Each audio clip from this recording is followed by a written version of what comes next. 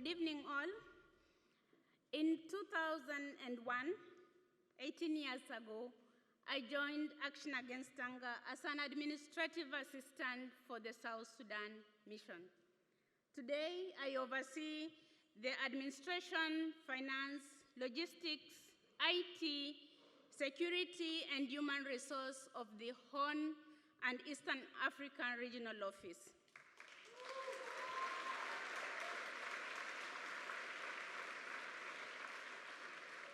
Thousands of field staff count on my team's support for the life-saving work that they do. Tonight, I would like to share with you two stories that were turning points in my life as a humanitarian worker. I'll start with my first visit to the field. That was in 2005. I visited northeastern Kenya, a town called Mandera. I visited one of our therapeutic feeding centers, a place where children suffering from severe hunger on the brink of death receive life-saving treatment. There I saw a boy who was my son's age then, 3 years old. He was there with a mother. What struck me most was not how emaciated the boy was, but the fact that at 3 years old, he wasn't able to walk. Tears started to well up, and that's the time the head of nutrition called me aside and told me, "Caro, you cannot cry." Why was I crying? It's because I'm a mother, and at 3 years old, if your child is unable to walk as a mother, it touches you.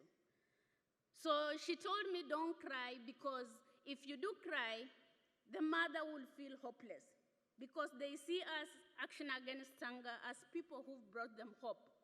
So if they see you crying, then they become hopeless."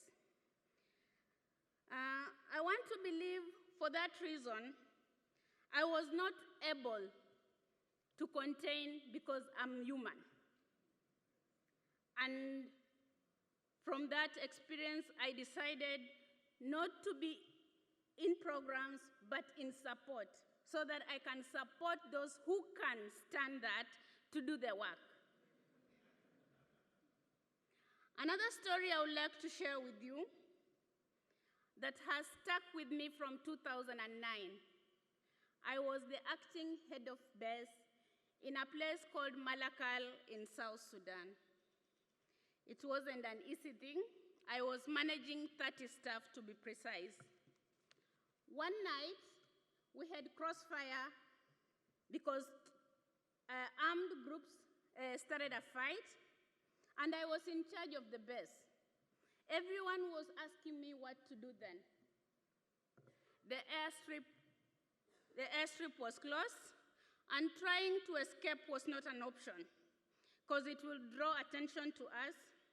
So I told the team that we are not going anywhere, and we'll be here as long as we are working for Action Against Hunger. We can't leave because we risk more by leaving. So we were held up for 55 hours under lock without food. And to be precise, it wasn't just under lock, it was under the table. I will tell you why we went under the table, and it was my instruction that we all go under the tables. Is we thought if there's anything striking the house and the house falls, if you are under the table, perhaps you can survive. So for 55 hours, we stayed there without food, and I had told everyone to put on the name tag. That time, I didn't explain the reason, but later, after we were saved, I told them it's because in case any one of you was hit by a stray bullet or something, you could be easily identified as an Action Against Hunger staff, and at the same time, your name would be known. During the day, I remember during that incident, I was very strong for the team.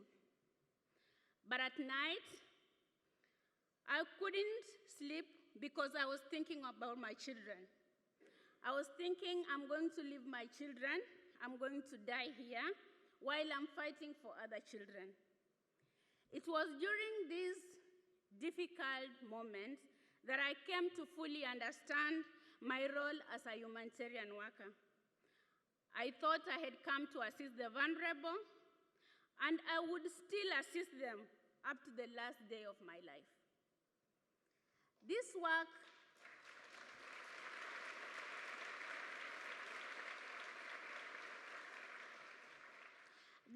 does not come without challenges and risks. For me and many others on the front line in the battle against hunger. In September this year, we tragically lost 2 members of our team. 2 of my colleagues were returning from a 24-hour pediatric stabilization center in Gambela region of Ethiopia when they were attacked and killed. We mourn their passing and offer our thoughts and solidarity to their families and the rest of the team. Please join me for a moment of silence.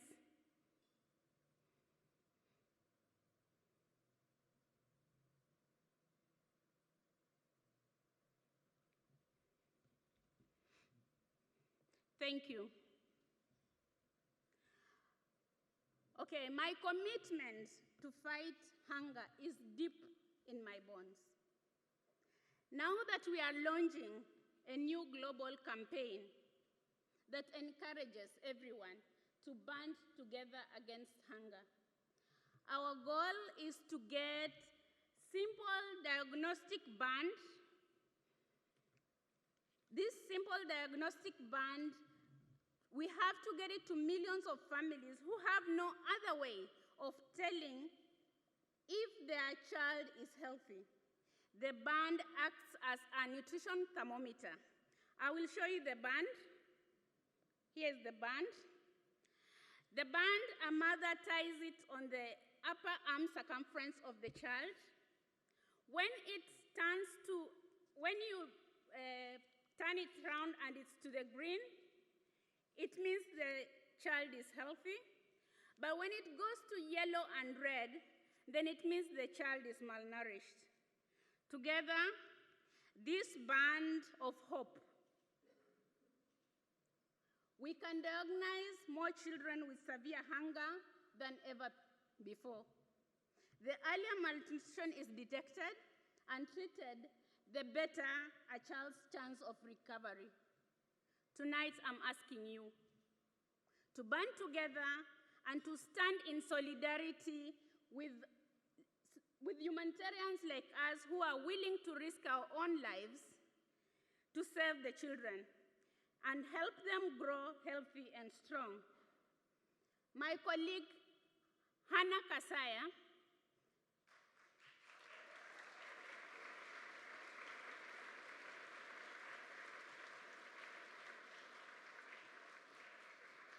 is a testament to this commitment. She's joining us tonight from Ethiopia, where she's been working for Action Against Hunger for the last 30 years.